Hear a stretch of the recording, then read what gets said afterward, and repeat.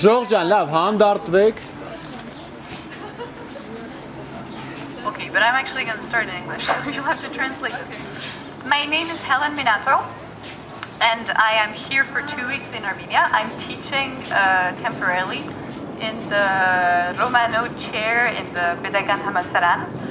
And I spent a year in Armenia last year living here, which I enjoyed very much, so I'm very happy to be back today.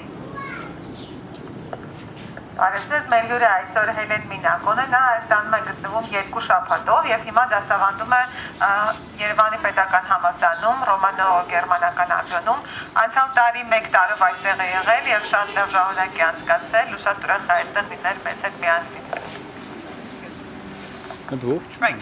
Սիրելի բարեկամներ, ես պատիվ ունեմ լիզնել այստեղ, որպեսզի խոսեմ ձեզ հետ մի բանի մասին, որ շատ տանկ է ինձ համար։ Ես լավ չեմ խոսում հայերեն, ցավոք, բայց այստեղ այսօր մի խերաշայի տաղմաշիկ ու տաղմանիչ ունենք եւ ես կշարունակեմ անգլերեն։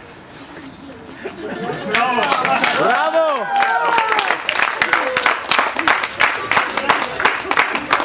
So I've been asked today to share with you things and texts that have greatly influenced me during my studies that I'm still pursuing and that I think relate to what you're doing in Mashtotz's Purak and also that have made me the person I am today. So I will share with you 2 things concerning 2 particular texts and then the way in which civil disobedience, as it was defined by Thoreau in mid-19th century in the United States, relates to what we're doing today. Այսօր այստեղ եմ հրավիրվել խոսելու մի խնդրի մասին, որը ուսումնասիրել եմ իմ սովորելու դասերի ընթացքում եւ նաեւ ինձ շատ հոգեհարազատ մի խնդրի մասին։ Դա կապված է նաեւ այն ամենի հետ, ինչ մենք անում ենք այսօր Մաշտոցի պուրակում, դա քաղաքացիական անհնազանդությունն է եւ հիմնականում 2 տեքստերի մասին է խոսքը եւ վերլուծությունը լինելու, դա Հենրի Թորոուի եւ Stephane Hesseli տեքստերի վերաբերյալ է լինելու խոսքը քաղաքացիական անհնազանդության թեմայով։ So in order to talk about how these old and new texts relate to us today, my presentation will be comprised of 2 parts. In the first one, I'll explain the concept of civil disobedience in its context, in the context in which it was born. And then I will make a parallel with the little book, the pamphlet really, that started in part the movement known as Occupy Wall Street today and other movements within Europe. This is the book.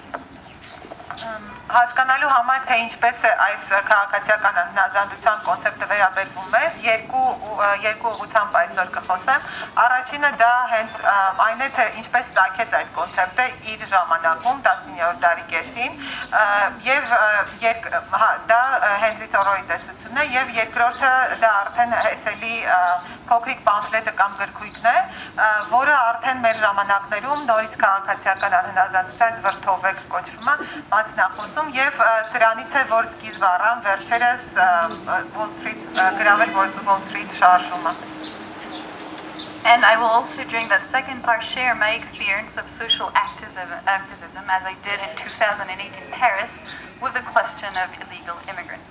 Now, I am more than happy to take questions during the presentation, and if not, I'll give you food for thought at the end, and we can just have a debate if you're interested.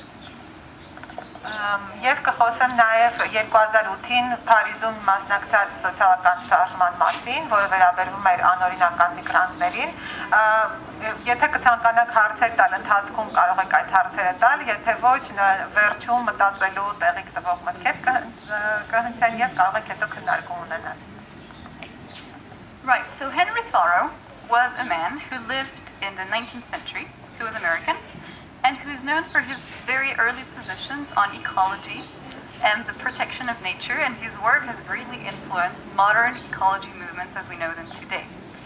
He was for the... Oh, you want to...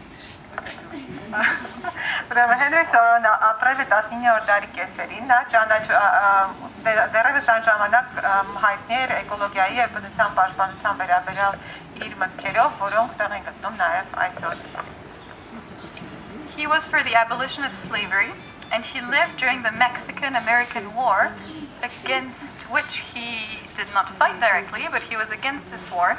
And the story, the concept in which civil disobedience was born, is that of a refusal to pay taxes.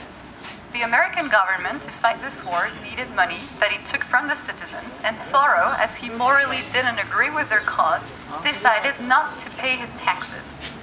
So what happened next is because he refused to pay them, he was arrested by a taxman and put in prison for one night. And this Ուրեմն Հենրի Թորոուն դեմ էր ստերկությանը դեռևս այն ժամանակ 19-րդ դարի կեսին ու դեմ էր նաև Մեքսիկայի դեմ ԱՄՆ-ի մղվող պատերազմին եւ գիտակցելով որ այդ պատերազմը իրականացում է այն գումարների հաշվին, որոնք վճարում են Ամերիկայի քաղաքացիները պետական բյուջե, ինքը հրաժարվում է վճարել իր հարկերը։ Քաղաքացիական անհնազանդության այս առաջին դրսևորումը լինում է հարկերի վճարումը մերժելու ձևով եւ որպես արդյունք այդ հարկեր չվճարելու ինքը հայտնվում է բանտում, այդ հարկային գործակալները բանտակում են այս մարդուն։ So he only spent one night there, even though he would have liked to spend more time there, because his aunt paid the fine and freed him. But that's a totally different story. And from this experience, and from other experiences too, came out the term of Քաղաքացիական Անհնազանդություն. Նա ընդամենը մեկ գիշեր անցկացրեց բանտում, որովհետև նրա մորաքույրը կամ հորաքույրը իր վճարեց այդ հարկը այդ գումարը իրեն դուրս թողնելու համար, չնայած ինքը չնայած ինքը պատրաստ էր նաև ավելի երկար մնալ բանտում, ամեն դեպքում այդ ակցիայից ծնվեց այն հասկացությունը, որը մենք անվանում ենք քաղաքացիական անհնազանդություն. The central idea in his work, one of the central ideas actually, is that as citizens and mainly as men, as moral consciences, we have a duty to disobey the state when it does not protect our interests. Now there are two things here. The first one is that as men, we should not, with our conscience, agree to something that seems wrong to us. And the second one is that even though we live in a democracy, even then, what is the majority, what the majority thinks is not necessarily what is legitimate, because Thoreau saw democracy as a way for the majority, the strongest people, to be kept in place, but not necessarily the most legitimate ones. Ուրեմն Thoreau-ն ասում էր, որ եթե որևէ մարդ անձը գտնում է, որ պետությունում արվում է որևէ բան, որ իր խղճին դեմ է, ինքը պարտավոր է չհնազանդվելու դրան։ Եվ կարծում էր, որ երկու հիմնական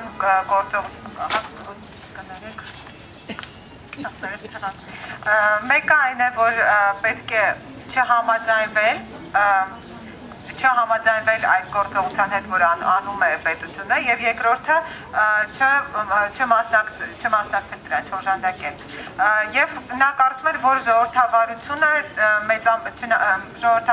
ենթադրում է մեծամասնության համաձայնությունը, այսինքն կառավարությունը գործում է մեծամասնության համաձայնությամբ, սակայն շատ հաճախ դա անպայման չէ, որ դա լեգիտիմ լինի, այսինքն կառավարությունների գոյությունը եւ ժողովրդավարությունը անհրաժեշտ է, որպեսզի մեծամասնությունը Կարելի ասել մեծամասնությունը կառավարվի որոշակի ձևով, սակայն ոչ միշտ է այդ կառավարումը լեգիտիմ։ Միշտ չի որ մեծամասնությունը ճիշտ է։ So one thing I want to make clear now is that Thoreau was not against the government or against the state system. He was not an anarchist. He didn't want to overthrow the government. He just thought that even in a democracy, it was fair to change the government for the best and for the interest of people and for what they agreed with their conscience. So one thing to remember here is the primary role of our conscience over law and over what we think and what we have been taught is our duty. This can be very quickly summed up by the quote, "I think we should be men first and subjects afterwards." Thoreau-ն ինքը անարխիստ չէր, այսինքն դեմ չէր ընդհանրապես որևէ կառավարության գոյությանը։ Նա ուղղակի կարծում էր, որ կառավարությունների որոշումները միշտ չէ, որ ճիշտ են լինում, եւ ինքը դրանց իր հետեւյալ հղումը, մեջ բերումը կարող է բնութագրել այն ինչ որ ինքը պատկերացնում էր, ասում է մենք առաջին հերթին պետք է մարդ լինենք եւ երկրորդ հերթին ենթակա։ The virtuous not the strongest, should be the ones who decides of the way a government is going to be organized. So what we need to respect here is not the law as օրենք, but its right as իրավունք, and the difference between the two is central. Նա կարծում էր, որ ոչ թե կարևոր է ոչ թե այն, որպեսզի հարգվի օրենքը, այլ իրավունքը, եւ դրանց երկուսի միջև տարբերությունը էական է. And why is that? It's because the law is not always a guarantee of justice. Because in Thoreau's time, I told you, it was the Mexican-American War, Thoreau had seen the law enforce slavery and war, and he did not approve of either. So people sent by the government for him, who against their conscience accepted to fight, became simple machines. Եվ տարբերությունը արդարության մեջ է, այսինքն եթե օրենքը չի ներկայացնում արդարությունը, այդ օրենքի ինչ պետք է հնազանդվել եւ կատարել այդ օրենքը։ Նա սա գրում էր մի ժամանակներում, երբ որ ընթանում էր Ամերիկայի եւ Մեքսիկայի միջև պատերազմը, եւ մարդիկ շատ հաճախ իրենց խղճին դեմ գնալով մասնակցում էին այդ պատերազմին եւ ինքը դրանց անվանում էր դառնալ ուղակի բանի ուժային մեքենաներ։ Now, practically, how should you do that? Thoreau offers two things. The first is ignore, and the second is rebel. Now, by ignore, I don't mean just forget about what's happening and pretend nothing is. What Thoreau meant was, do not consciously and morally agree with your state, which means if the government is something you don't agree with, you should not feel as if you're part of this government. You should feel out. This is what ignore means. And the second one is rebel. Երկու հիմնական ձևով կարելի է անել այդ անհնազանդությունը, առաջինը դա արհամարելն է եւ երկրորդը ապստամբել։ Արհամարել ասելով նկատի ունի пассив կեցվածքը, այսինքն եթե ինչ որ ուղակի անտարբեր մնալը հարց չի լուծում եւ ընդհանրակը շատ ավելի վատ է։ Արհամարել նշանակում է, որ երբ որ դու ինչ որ մի բանի հետ համաձայն չես, եթե կարծում ես, որ կառավարությունը քո խղճի եւ բարոյականության դեմ անում է գործողություններ, դու ուղակի պետք է մաս չկազմես դրան։ So here the emphasis is put on the individual and on what his conscience tells him to do. Individual responsibility is something that we will see later in the second part. But as we're talking today in Mashtots Purak, I would like to quote Thoreau once again on the fact that he insisted upon the importance of small protests. And he said, "It matters not how small the beginning may seem to be, what is once done well is done forever." And in Armenian, it's... Ուրեմն նա շեշտադրում է կատարում անհատին եւ անհատի պատասխանատվությանը ու նաեւ բարոյական ստանդարտներին եւ քանի որ մենք հիմա գտնվում ենք Մաշտոցի այգում եւ սա փոքր պայքար է նաեւ մեկ այլ մեջբերում Թորոուից, որը ասում է, եթե անգամ սկսում եք փոքր բանից, դա կարևոր չէ, որտեղ եթե մի բան լավ է արվում մեկ անգամ, դա արվում է մեկ ընդմիշտ։ Do you agree with that?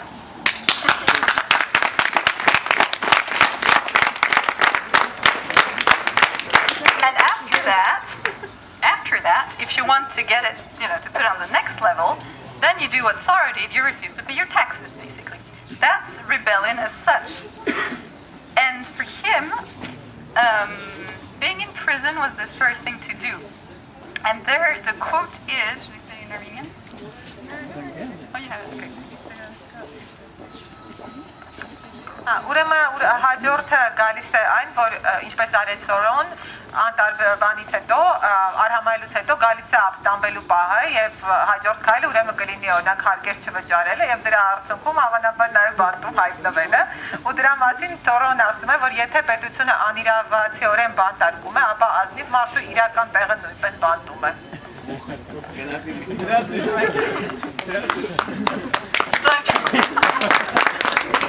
I'm sure you can see how now, after this short presentation, how this very much inspired the movements of Mahatma Gandhi and Martin Luther King, who both very much referred to him during decolonization and then during the movement of civil rights in the 60s, up until the way in which apartheid was eliminated in South Africa.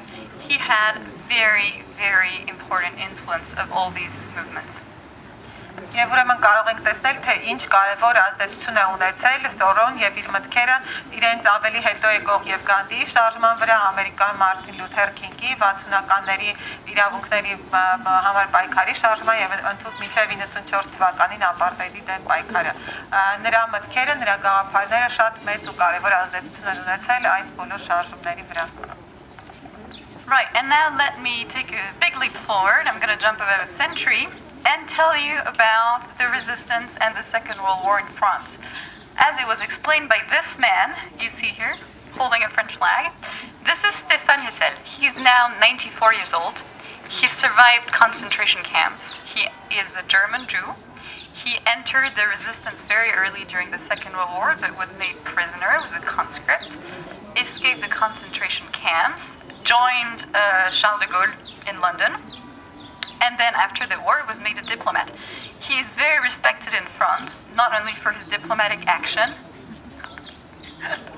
Եվ հիմա մի մեծ ցածկով, մի 100 տարի ցածկում ենք դեպի առաջ ու գալիս ենք 20-րդ դար, խոսել ենք Ստեֆան Հեսելի մասին, հիմա նա 94 տարեկան մարդ է, դեռևս կենդանի է եւ նա ուրեմն գերմանացի հրեա է, ապրել է եւ վերապրել է կոնցենտրացիոն ճամբար, համակենտրոնացման ճամբարները, եղել է ֆրանսիական դիմադրության երկրորդ համաշխարհային ժամանակ Ֆրանսիայի դիմադրության շարժման ակտիվ դեմքերից մեկը բանտարկվել է դրա համար նա կոնցենտրացիոն ճամբարները դրանցից հետո ինքը նաև միացել է Լոնդոնում Շարլ դը Գոլին այնուհետև նաև դիվանագիտական պաշտոններ է զբաղեցրել եւ շատ հարգված մարդ է Ֆրանսիայում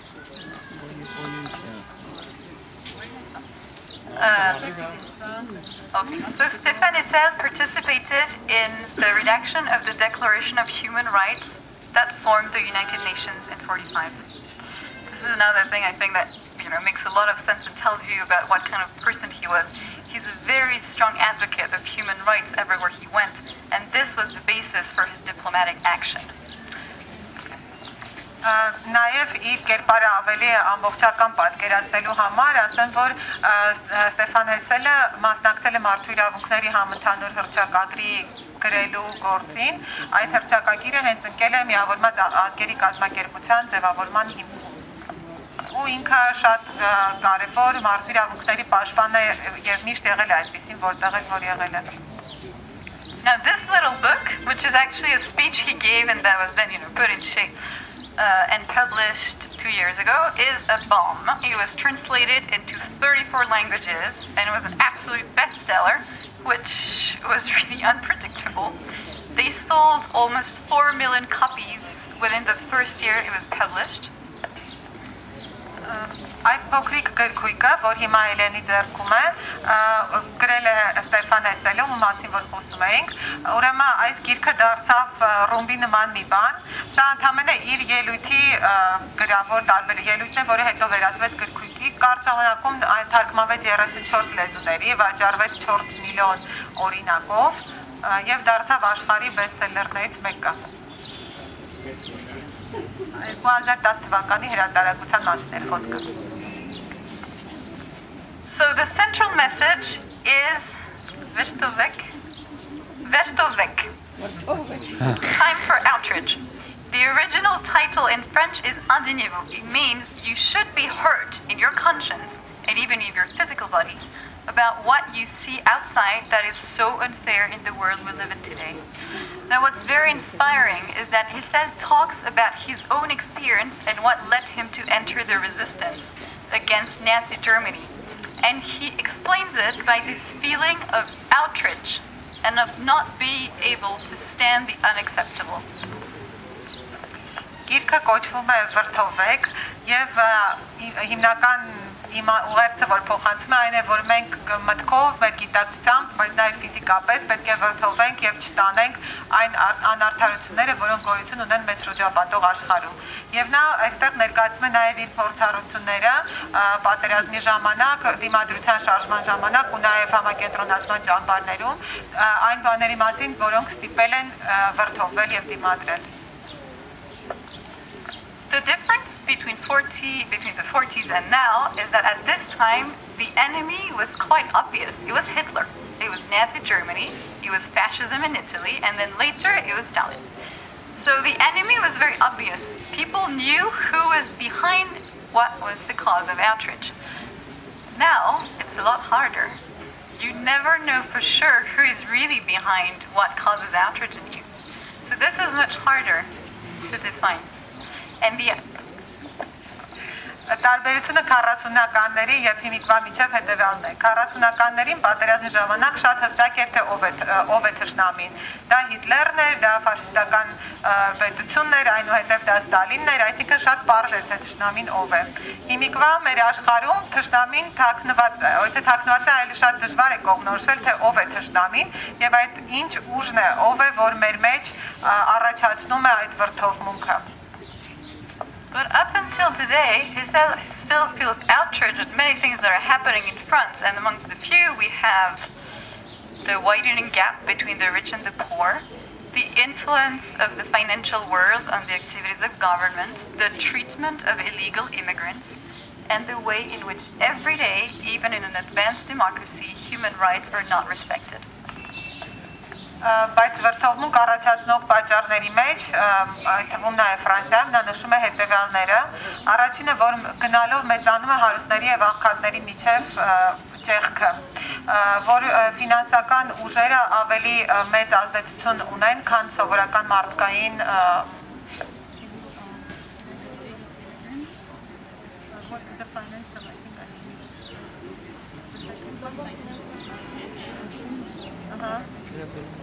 Ուրեմն կներեք, հաճշտումներ անեմ, մոռանում ֆինանսների ուժը մեծ ազդեցություն ունի կառավարման եւ որոշումների ընդունման վրա, անօրինական միգրանտների վիճակը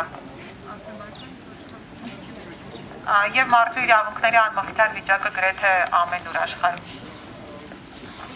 And in front of all of that, even though we do not know clearly who is behind it, because it's not a person, it's not a simple group, it's a general combination of things, he says that the worst attitude is indifference. Ամենավատ վերաբերմունքը անտարբերությունն է. Եվ չնայած ասում է, որ մենք չգիտենք իրականում այդ որ մարդն է կամ որ խումբն է, որ կանգնած է այս բոլոր անարդարությունների հետևում, ամեն դեպքում դրանք գոյություն ունեն եւ նման վիճակում ամենավատ վերաբերմունքը անտարբերությունն է.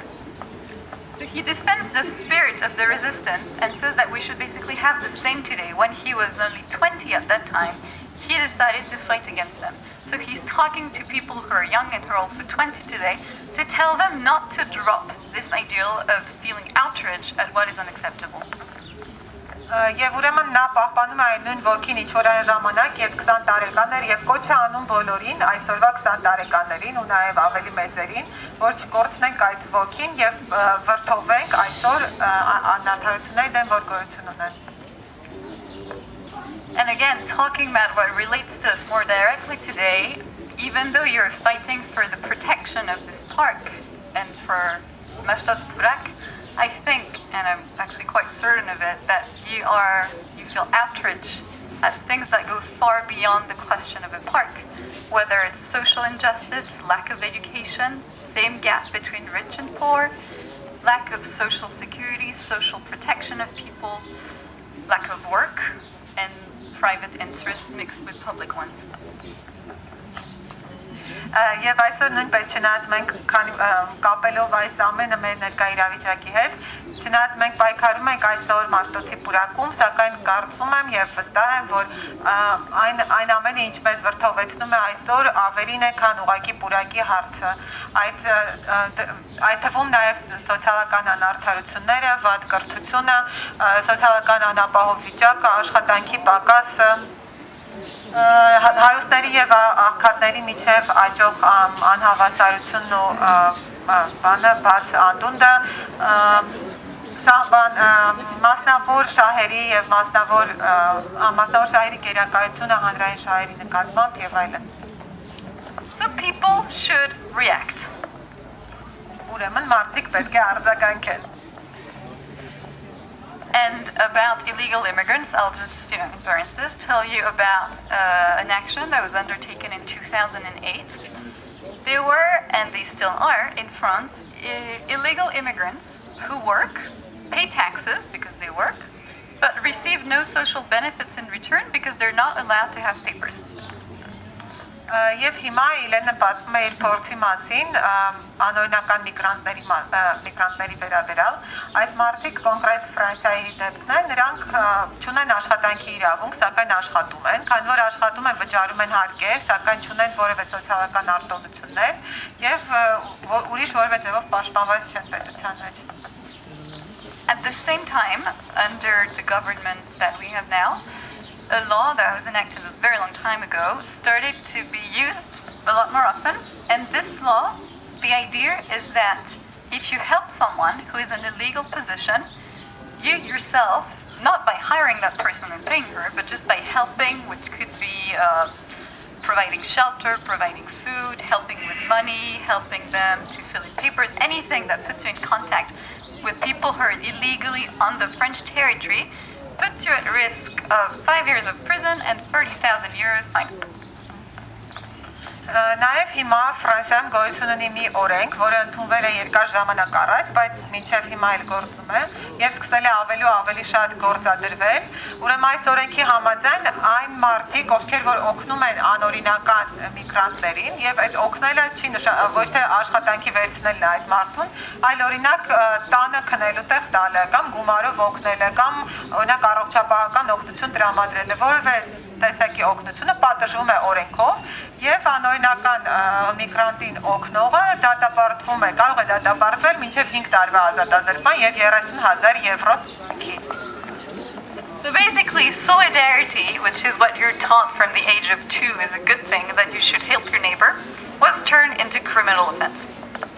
Եվ փաստորեն սոլիդարությունը, համերաշխությունը, որը մեզ սովորացրել է թե ինչքան լավ բան է ու անհրաժեշտ բան է, վերածվում է հանցագործության.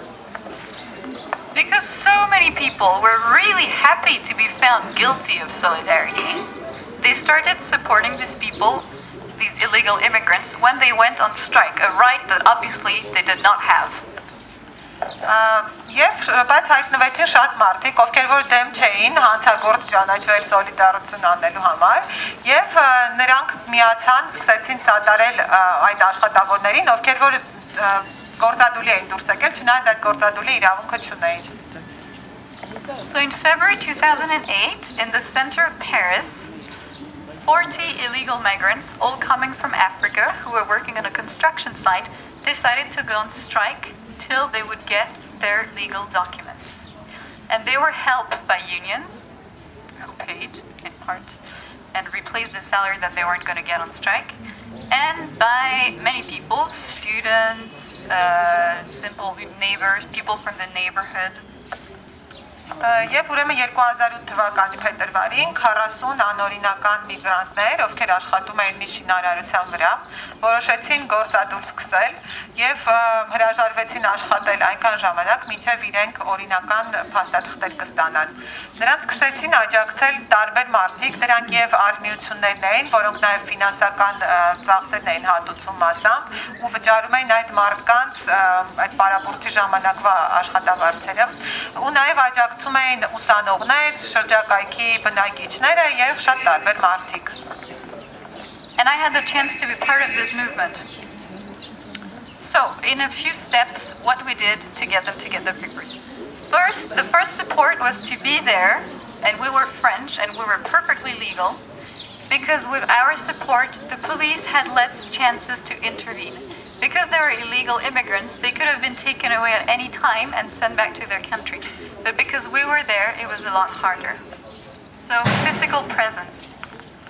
Եվ հիմա մի քանի քայլեր, որոնք արել են մարդիկ, այդ թվում նաև Իլենը, այս իմիգրանտներին աջակցելու համար։ Առաջին քայլը դա ներկայությունն էր, այդ բողոքի ժամանակ, գործադուլի ժամանակ այնտեղ ներկա են գտնվում Ֆրանսիայի քաղաքացիներ, ովքեր որ լրիվ օրինական էին այդ երկրում, եւ նրանց ներկայությունը այդտեղ ցույց չէր տալիս, որպեսզի ոստիկանությունը բիր ձևով վարվի բողոքողների նկատմամբ։ Մանավանդ սա կարևոր է հաշվի առնելով, որ գործադուլի գտնվող մարդիկ իրենք որևէ փաստաթղթեր չունեն եւ ցանկացած ժամանակ ոստիկանությունը կարող է իրենց հավաքել ու հետ ուղարկել իրենց երկրները.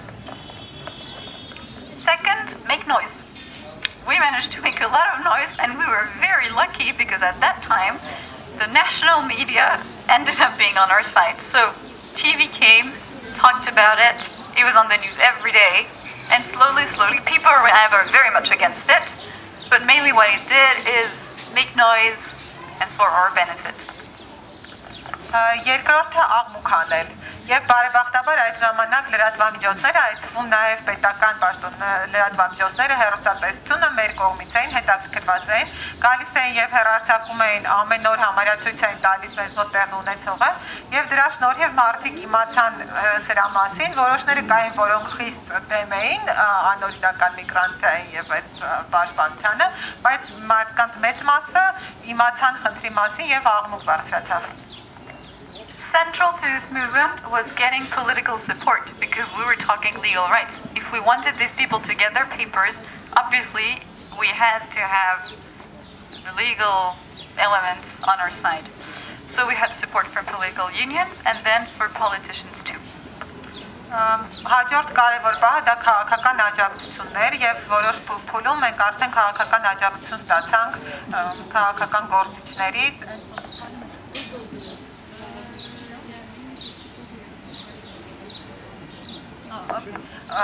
Դրանք ավելի այն կարգի մարդիկ են, որոնք նախապատրաստում են, ոչ թե ուղղակի հենց որոշում ընդունողները, այլ մի բան ներքև, կարելի ասել, եւ քաղաքական աջակցությունը շատ կարեւոր է, որովհետեւ այս մարդկանց ի վերջո անհրաժեշտ էին փաստաթղթեր, որպեսզի իրենք կարողանային օրինապես գտնվել եւ աշխատել Ֆրանսիայում ու դա ձեռք բերվեց.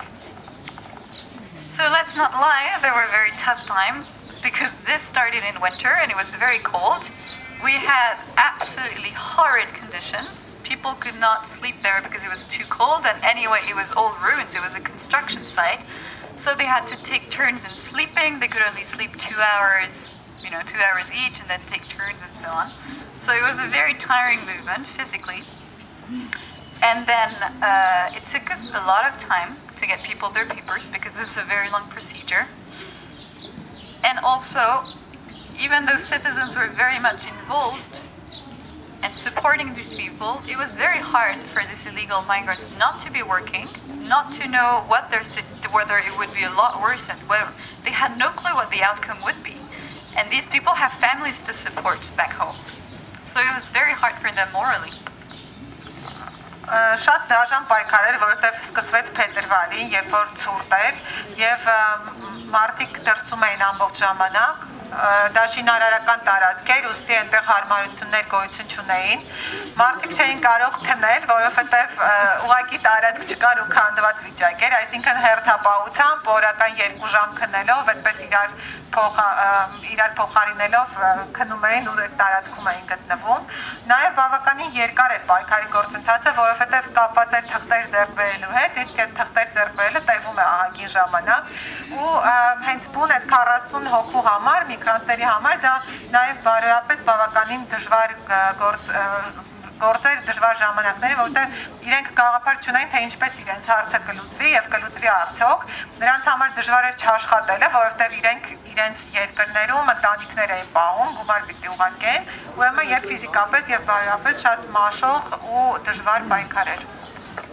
But the good news is, out of 40 people, after 6 months, 38 got their papers and had the right to live in France, work there, get an apartment, open a bank account, and all these rights that every person who lives in France, I believe, should have.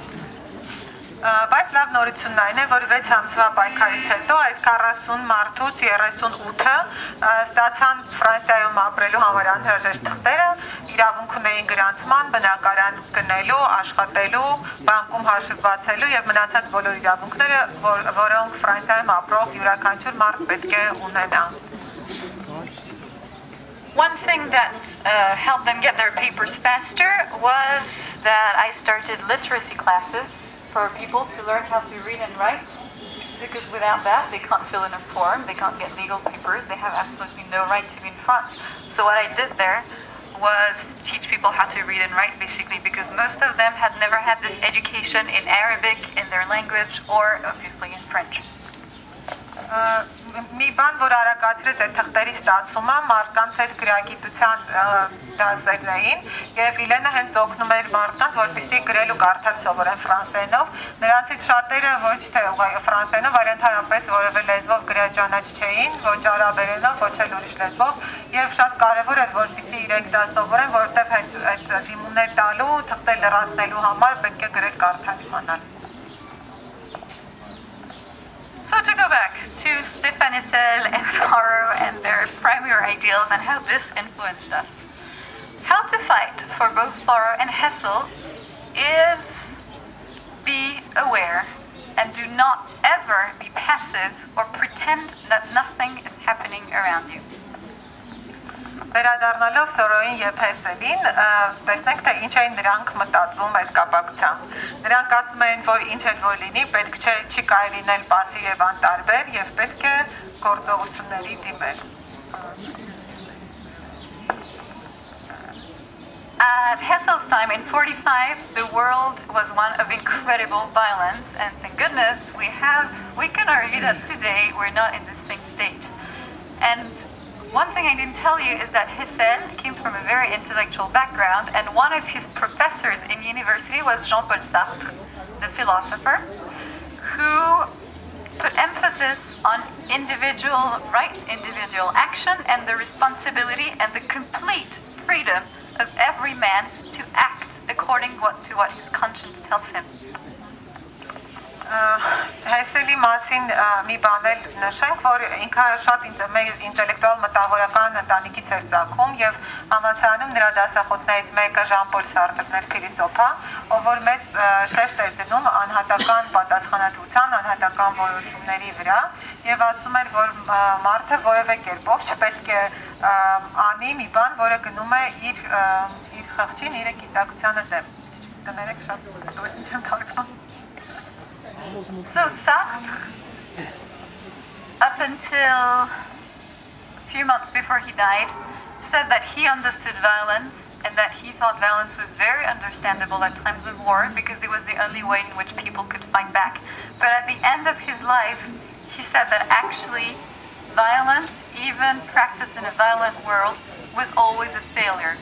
And Hessel's difference here is that he says that basically also against Thoreau, violence is not the way and that now we should turn for efficient action to non-violence.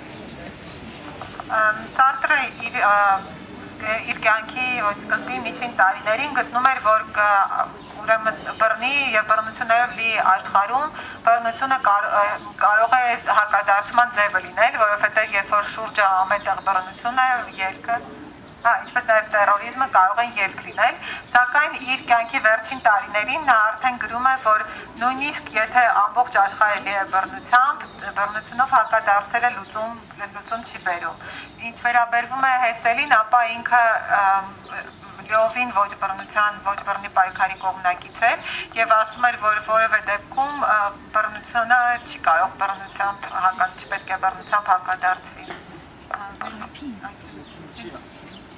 The last thing about which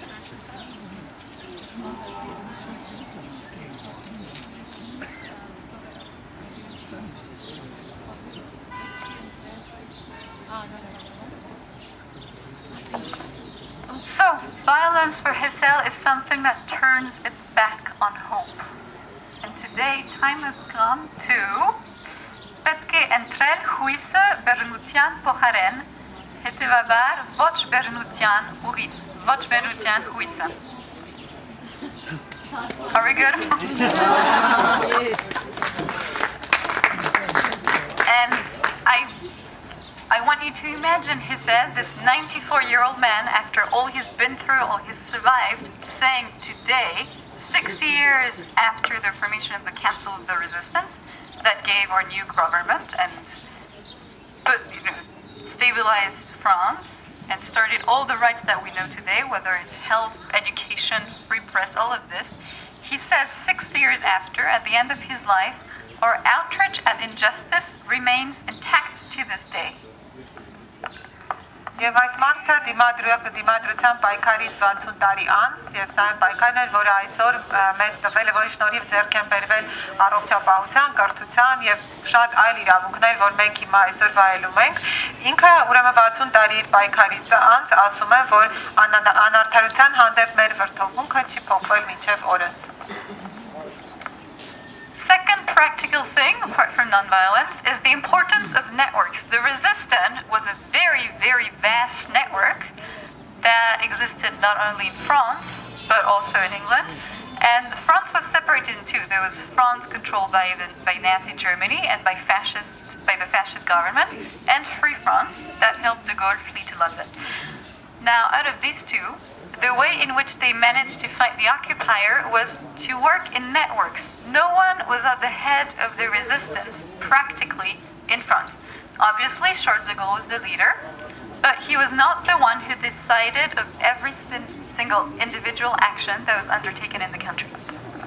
Հաջորդ կարևոր բանը ոչ բռնությունից բացի դա բանն է, ցանցերով աշխատանքն է։ Ֆրանսիայում այդ ժամանակ դիմադրության շարժումը ինքը նույնպես ցանցային գործունեություն էր եւ Ֆրանսիան երկու մասի էր, մեկը դա ֆաշիստական Գերմանիայի նացիստական ռեժիմի ներքո գտնվող օկուպացված Ֆրանսիան էր, մյուսը դա ազատ Ֆրանսիան էր, որտեղ դե Գոլն էր այն ժամանակ։ Եվ ասում եմ, որ չնայած դե Գոլը ինքը ինչ որ իմաստով նաեւ շարժման ղեկավար է, այնուամենայնիվ ոչ բոլոր որոշումներն են, որ ընդունվում էին նրա կողմից կամ նրա իմացությամբ, եւ ուժը հենց կայանում էր ապակենտրոն եւ ցանցային աշխատանքի մեջ։ Why is it important today to work in networks? Well, first, it's a matter of security. If you put someone at the top and that person is caught, disappear, changes its mind, whatever happens, then all of it was going to trickle down and your movement will die straight.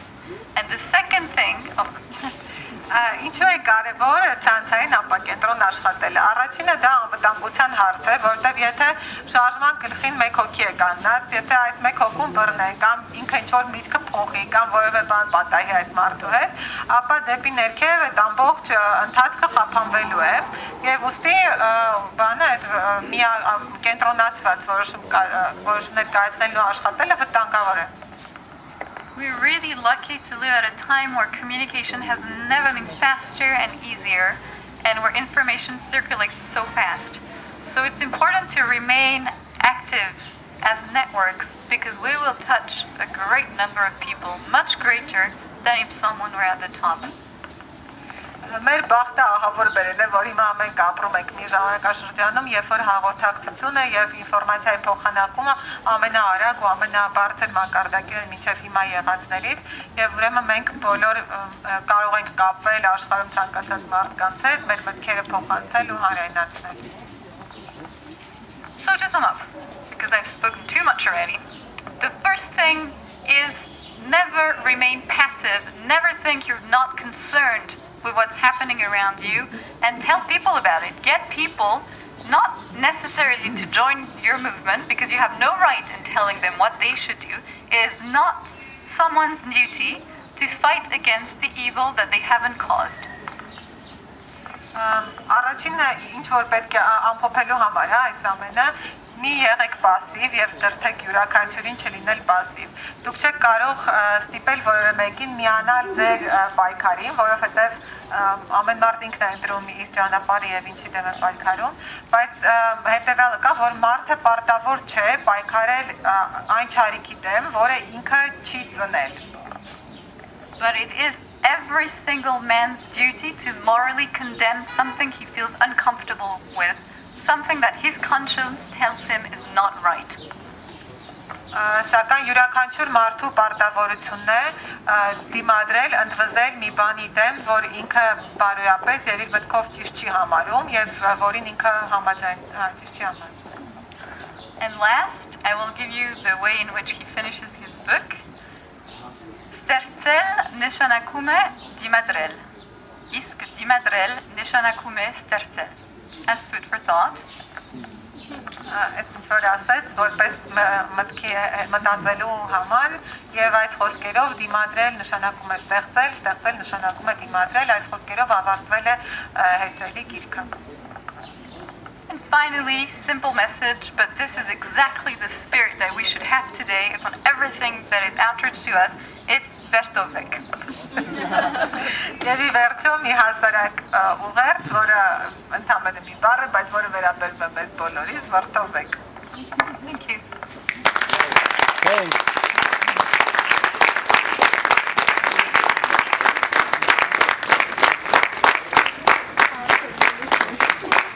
And thank the translator, please.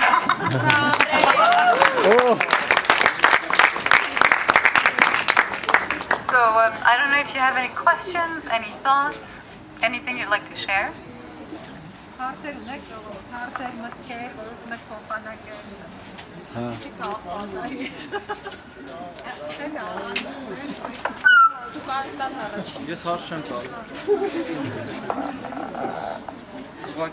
Սա հայերեն կձևակերպը, երկու լեզվով էլ կասեմ։ Նախ շնորհակալություն շատ հետաքրքիր էր եւ նաեւ բոլորիս համար նոր գիտելիք, նոր անուններ, նոր հեղինակներ։ Thank you very much. It was really very insightful because it was also new names, new scholars, new ideas, new philosophers, if you may, that we will obviously go deeper and try to learn more. Ես ուզում եմ հարցնել կամ խնդրել միգուցե, որ ձեզ մոտ արկա նյութերը որևէ կերպ հանձնեք արփինեին, որևէ կերպ դա հրապարակվի, որտեղ հետաքրքիր կլինի նաև հենց հոդվածները կամ այդ նույն գրքի ինչ-որ տարբերակ կարդալ. And I have a request to you, if you please can pass the materials that you have on, articles or this brochure that you have been citing to Arpine so that she shares on the internet or I don't know in any other way. Because it's good to hear all of this, but it's also very important to actually be able to go deeper into it and read and learn. So it was mostly this request to you. Thank you very much. Obviously, I had to stick to the basics today because I had very little time. You can find Thoreau's Civil Disobedience on the internet. It's in the public domain. It's been there for a while. I'm sure there are very good translations into Russian, I would expect. And about this book, this is the English version, and I don't think it's been translated in Russian yet.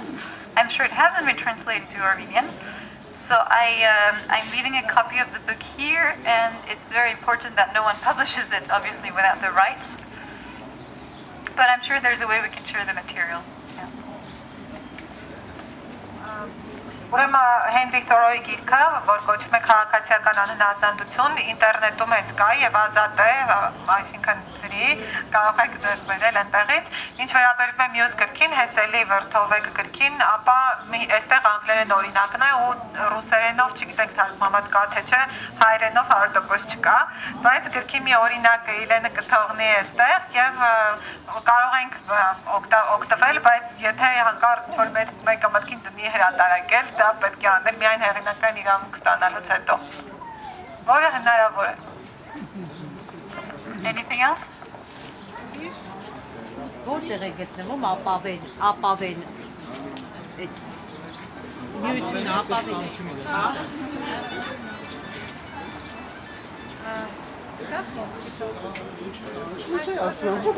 Որ կազմակերպությունը կապ ունի, որ կազմակերպություն։ Դասավանդում է Երևանի պետական համալսարանում։ Կազմակերպությունը կամ չի։ Իսկ ամեն օր է լինելու։ Ինչը։ Իսկ քաղաքացիական ամբիոն։ Ամեն օր չէ, բայց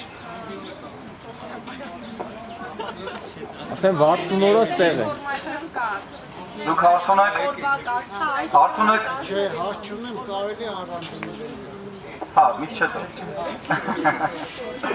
Սա կարծում եմ հենց բավականին լավ նիտ, երբ որ մեկը համաձայն չէր նրան, որ իր բանակը, այսինքն բանակը, որը վճարվում է իր գրպանից, կրվում էր ինչ-որ պետության դեմ։ Այստեղ մենք մտածելու բան ունենք։ Քանի որ մեր բոլոր բյուջետային աշխատողները, դա կլինի ոստիկաններ, դասախոսներ, դասատուններ, բժիշկներ, ուրեմն մեր գրպանից են վճարվում, եւ իհարկե մենք նրանց մատուցած ծառայություններից գոհ չենք, մենք ինչ-որ մի օր կարող է մտածենք, որ գիտեք ինչ կա, մենք էլ չենք վճարելու նրանց։ Մենք ուղղակի կհրաժարվենք հարկեր վճարելուց ու որոշ կառույցներ ուղղակի փաստի առաջ կկանգնեն։ Այս առումով կարծում եմ, որ մեր կառավարությունը պետք է սկսի մտածել։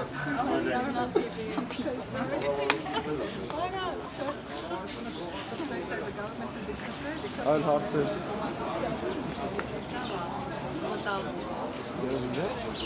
Yeah, I think that. I think there's loner.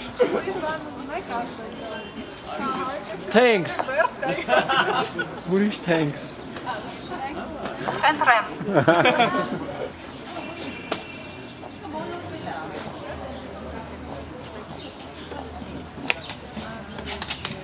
Շնորհակալություն։